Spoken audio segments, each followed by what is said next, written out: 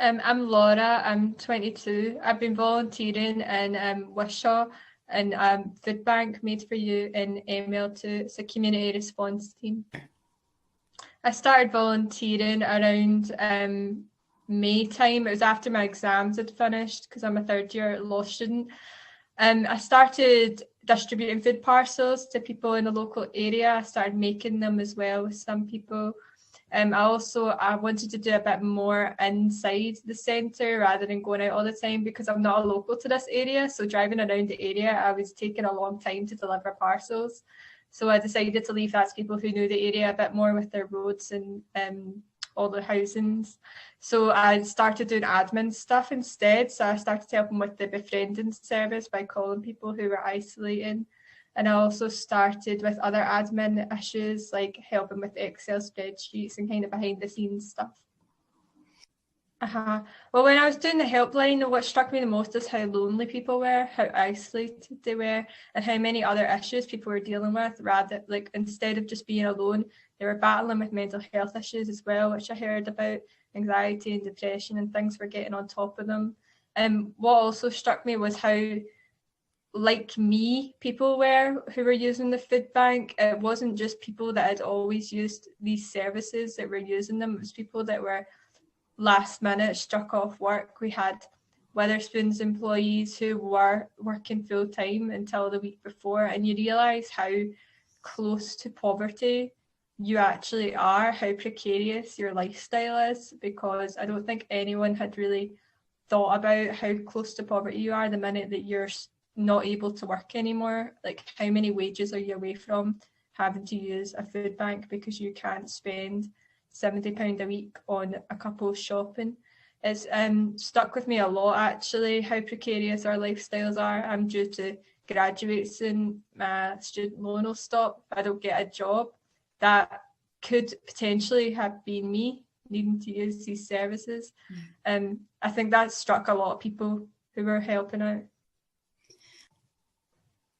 I loved seeing how many things actually popped up in the local communities, how many people had taken it upon themselves to start organising, start collecting for food banks, start donating to food banks, even just little things that no one had really identified as issues. People were actually helping with now, like by making face masks. And as we're getting close to Christmas, I've noticed a lot of people, and I've been able to interview a lot of people who have started collecting Christmas presents and Christmas decorations for these children. Child poverty has obviously skyrocketed. People know this is happening because obviously if you stop parents from working, children are going to be the silent victims of that. They don't have a voice. But a lot of people know that that's going to happen, and nobody wants a child to be left without at Christmas. So I've seen a lot of people collecting presents, and I've really enjoyed seeing that, and I've really enjoyed talking to them. And most people that I've spoke to, when I ask why are you doing this, the only thing they can come up with is because it's the right thing to do. They see people going without things, and that to them is unconscionable.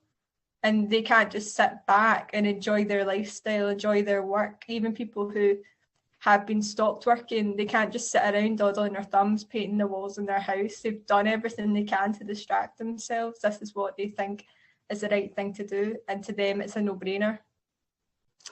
Well, I had training sessions with you guys about data protection and how to survey people and what community research actually is. I got training in that. I also was kind of left to my own devices, to be honest, with freedom on how I collect responses, and I really enjoyed that because I was able to pick and choose what felt most comfortable to me. So I chose to do online surveys because halfway through from me being recruited for this to starting, my area went into tier 4. So going out and meeting people, it was not possible. I was collecting responses over social media. So I was getting in contact with local businesses I knew who had started collecting. I mean, yesterday, my old, I used to get eyelash extensions in my old eyelash bar in Cumbernauld, has opened 3 days a week now for collecting food banks. So I was surveying them as well. I was also surveying in Facebook groups for areas, and I got a lot of responses from people there. I've been contacting just churches as well. Churches have been doing a lot of good things. And people just through word of mouth have been like, oh, I know this person who's been doing stuff, I know this other person who's been doing stuff. And what I struggled to get across to people initially when I was telling them that I'm surveying for community social action, they didn't know what that was. They had no clue what community social action was. I had to break it down. I had to explain that it's literally any single little thing you have done to help anybody else apart from you. That's all I'm looking for. Doesn't need to be a massive thing, doesn't need to be a nationwide thing, doesn't even need to be a postcode wide thing. If you've helped somebody in your street, if you've helped your next door neighbour get to the shop, if you've picked up a pint of milk for next door, if you've made a face mask because somebody didn't have one, that is community social action. Trying to explain that to people has been the thing that I've had to do the most. Once I explained it, people actually realised they've been doing a lot of community social action without even realising it, because like I said, they just thought it was the right thing to do. They never considered it being a voluntary thing. They never considered it being a community social action thing. To them, it was just necessary.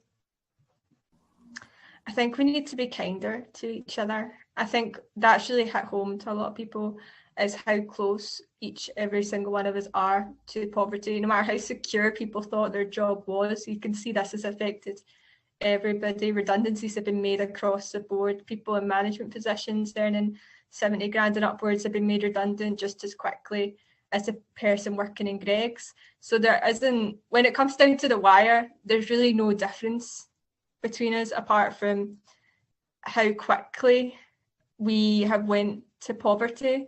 So because poverty is relative, you have to think about how close you are to being the most vulnerable person, how long you would last. Some people would last 6 months, some people would last 2 weeks.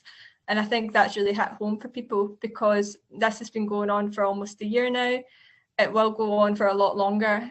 And I think that what people realise is that every single one of us is potentially vulnerable. And if we don't make these organisations, if we don't make financial help readily available, then each and every one of us could potentially be the recipient of that. So I think we've all realised that this is a problem that affects everybody. It doesn't affect only a few people. It affects every single one of us.